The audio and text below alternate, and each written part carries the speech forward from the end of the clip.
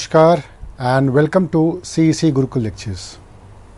I am Dr. Kumar Shantanu, Associate Professor of Botany from Deshbandhu College. We shall continue our journey towards understanding various aspects of evolution from when plants started moving from an aquatic habitat towards the terrestrial habitat. During this transition, many changes in terms of their physiology, in terms of their biology, in terms of their reproduction took place. And this transition gradually resulted into their establishment over terrestrial habitat, and then gradually we have reached to the present day angiospermic groups. Archegoniates essentially make a bridge between the early plant groups and the most evolved plant groups which we observe and encounter nowadays. Because of this bridge, we can understand various key concepts in terms of plant biology, in terms of reproductive evolution and other aspects also. We shall talk about such aspects where and which helped these plant groups evolved from a single unicellular organism towards so evolved multicellular and much advanced plant groups. We shall talk about alternation of generation, how and when this alternation of generation started getting introduced into the process of evolution. We shall also try to understand the phenomenon of heterospory and what are the significance of this particular process in the evolution of plant groups. In this journey only, we will try to understand and build some concepts on the evolution of leaves and branches and branching pattern with the help of a theory also termed as telome theory. So let us begin our understanding our discussion with alternation of generation. Now, what is alternation of generation? The alternation of generation takes place in all those organisms which reproduce sexually.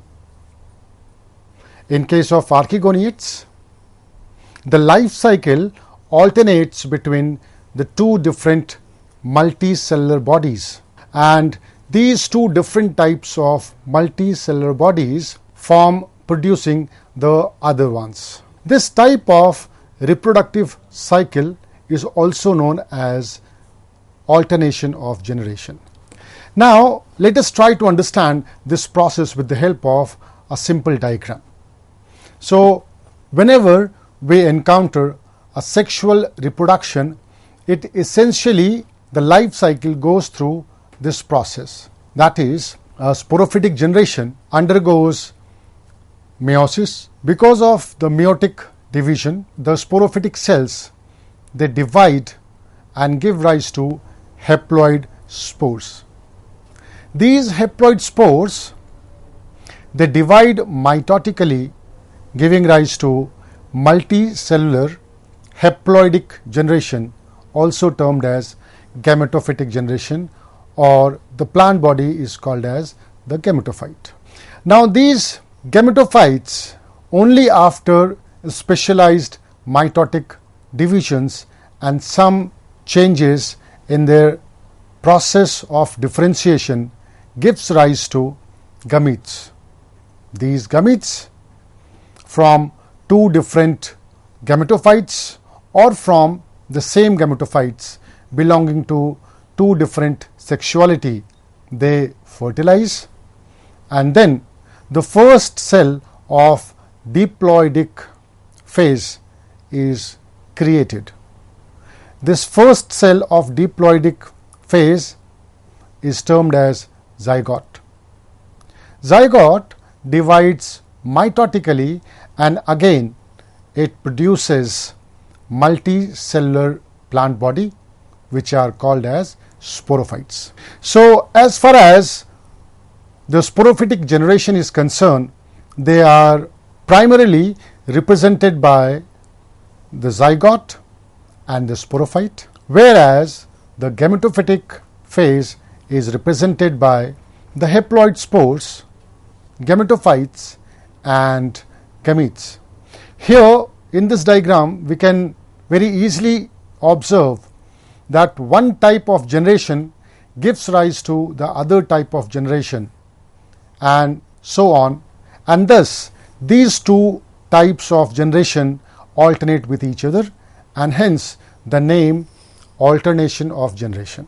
Now, this term alternation of generation applies only to the life cycle in which both haploid and diploid stages are multicellular. If any of these two stages are unicellular, we do not prefer to call them, or the life cycle does not fall under the category of alternation of generation. The two multicellular body forms which alternate in the life cycle, and they are termed as gametophyte and sporophyte generations. Here the essential term or the essential requirement of multicellularity is needed for this alternation of generation to take place. If any of these genera, if they are unicellular, then there is no alternation of generation.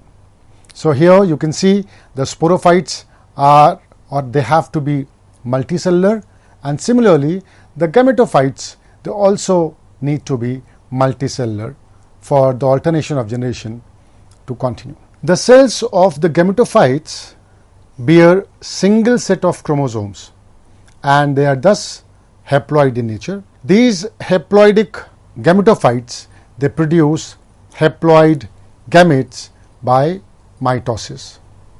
These haploid gametes could be eggs or it could be sperms. The eggs and sperm fuse during the process of fertilization to give rise to a diploid zygote.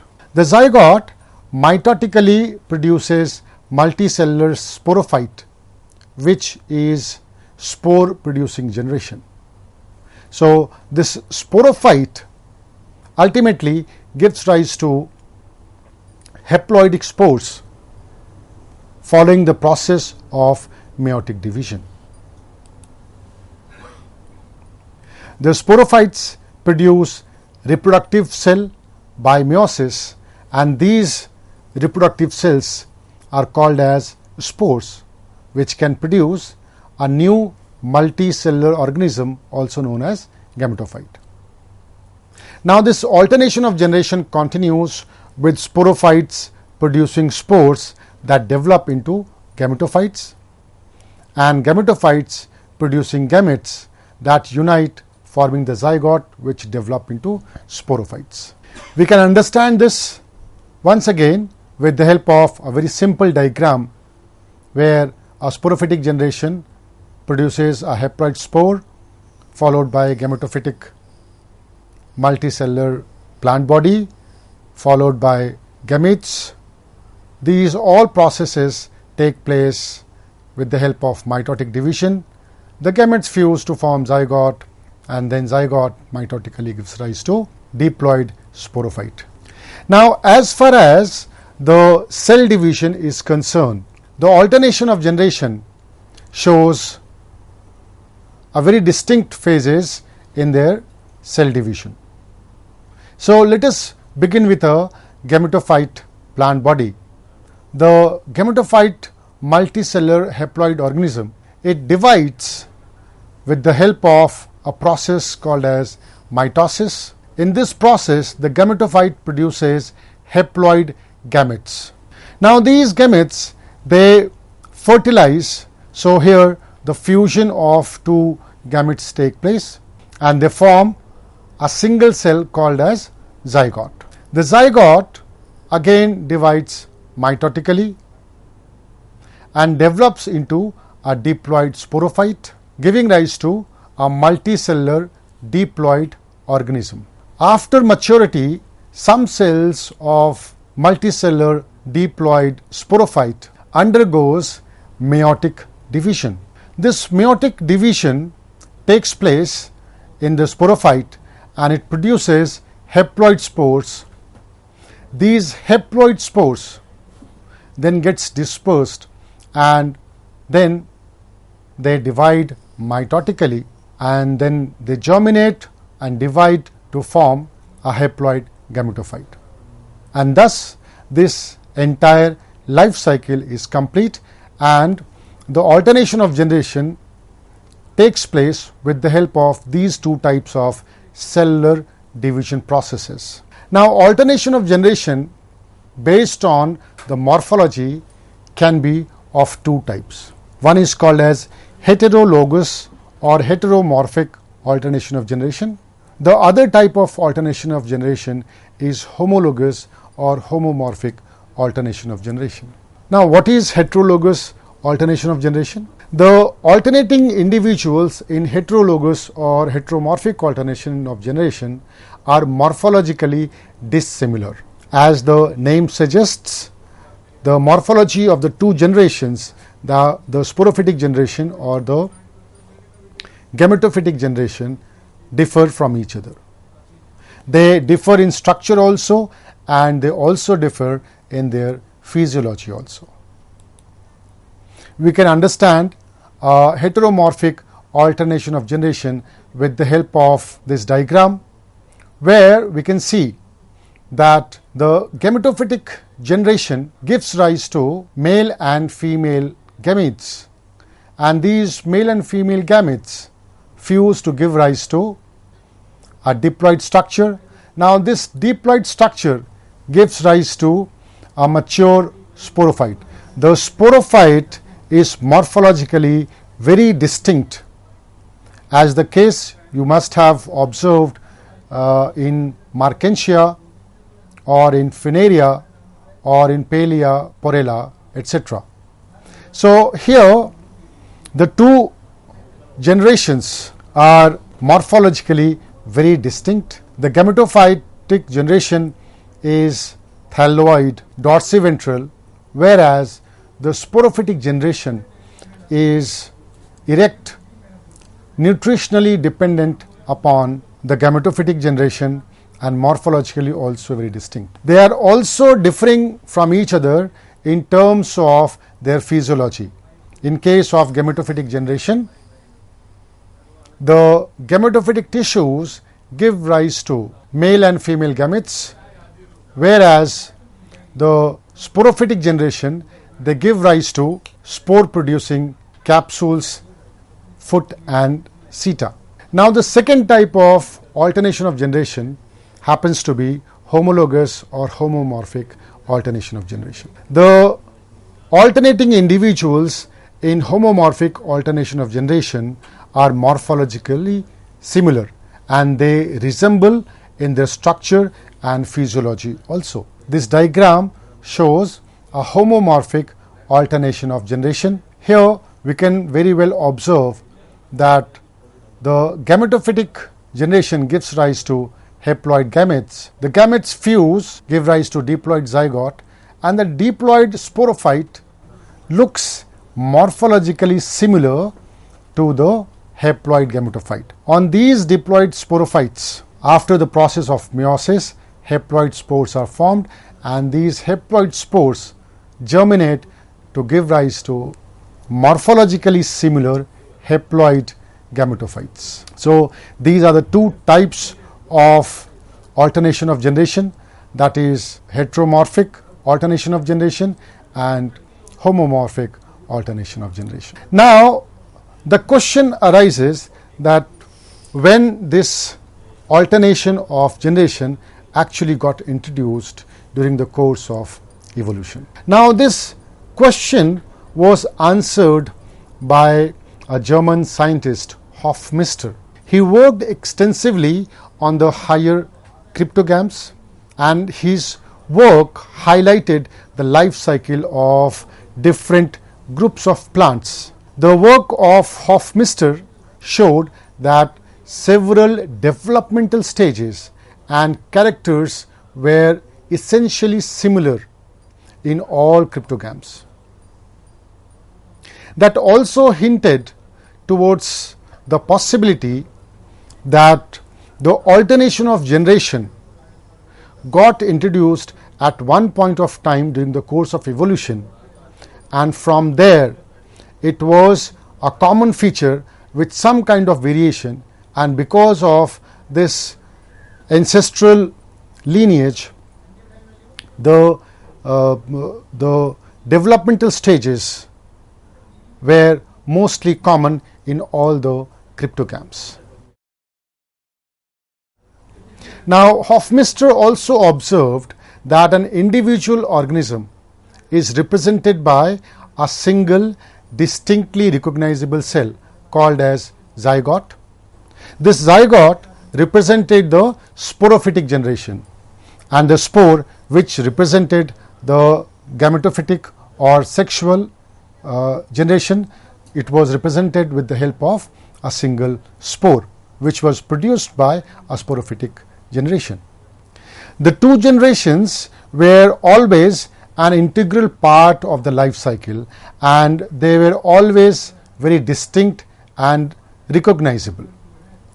Way back in 1894, Strasburger also established the cytological distinction of alternation of generations. So we could see multiple observations by different scientists hinting and pointing towards the introduction of alternation of generation in very primitive time during the course of evolution of plants. The sporophytic and gametophytic generations are the fundamental components of life of a plant on the land. The gametophytic generation is considered older than the sporophytic generation because the sexual process preceded the alternation of generation. Now, this view is supported by the relationship between the gametophytic function and the need for fluid water to provide an aqueous film for the purpose of mobility.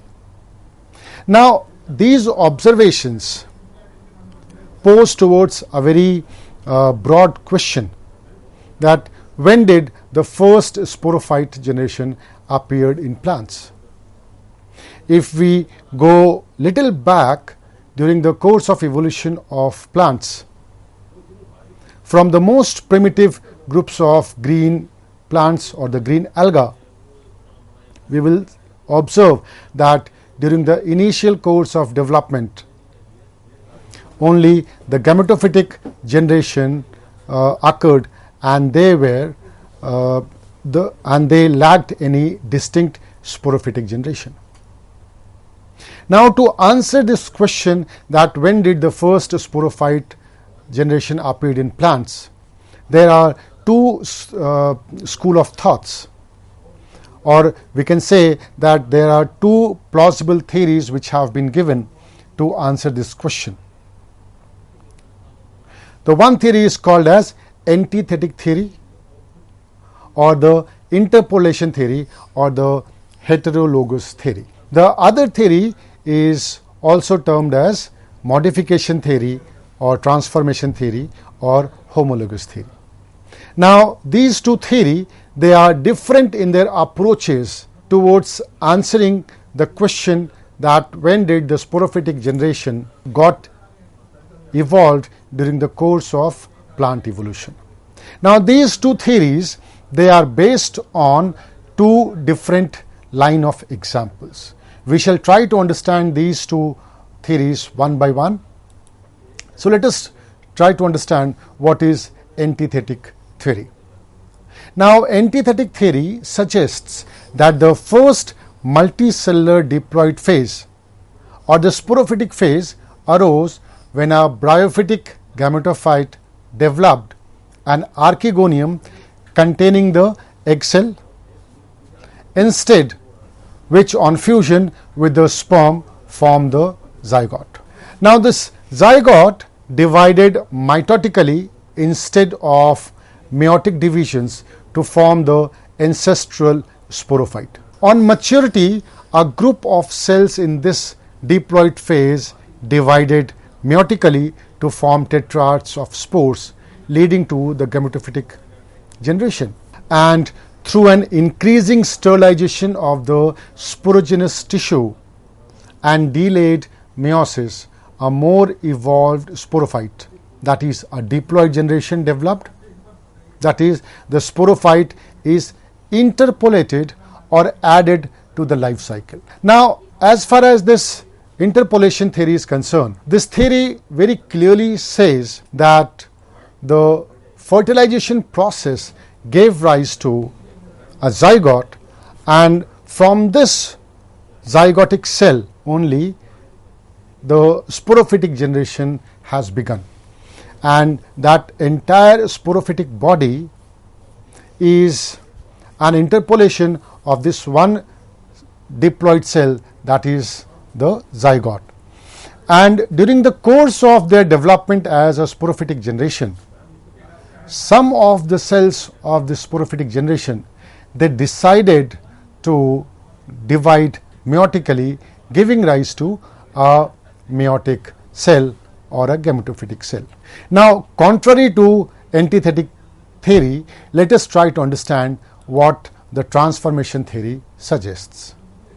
Now, the transformation theory suggests that the sporophyte originated by a direct modification of the gametophyte.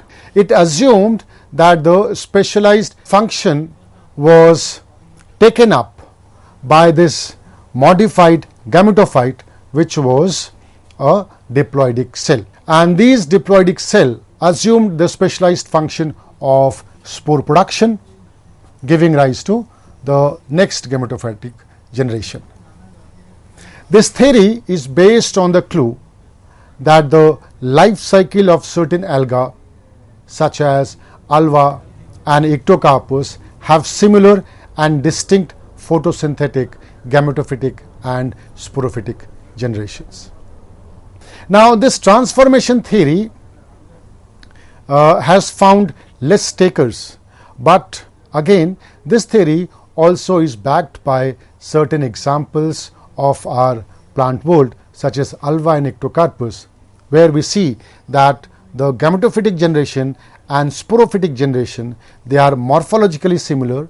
They seem to be have origined by the transformation of from each other. So, a gametophytic generation by an accidental transformation gave rise to the sporophytic generation, and inside these sporophytic generation, some cells started dividing meiotically, giving rise to the gametophytic generation once again.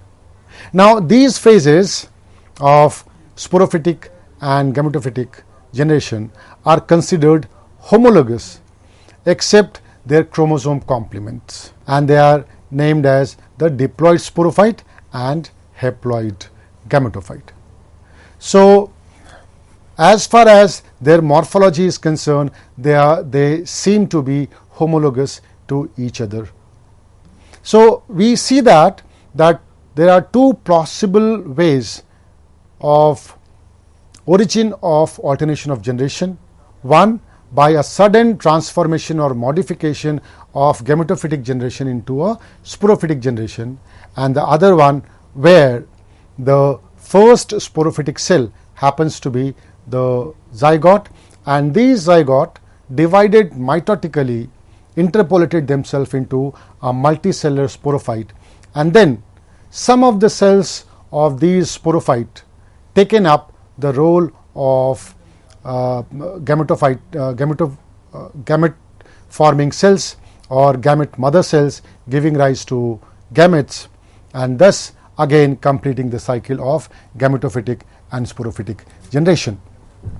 So, we can also understand how this alternation of generation has given much more efficient ways of survival, and with the advent or with the starting of sexual reproduction, it not merely gave the plants the chance of better survival, but it also allowed a better physiology, a better adaptation towards the changing environmental conditions.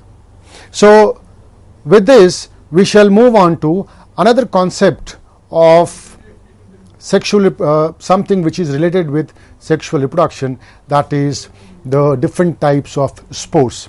So, in our next lecture we will try to understand sexual reproduction with the help of the concept of heterospory.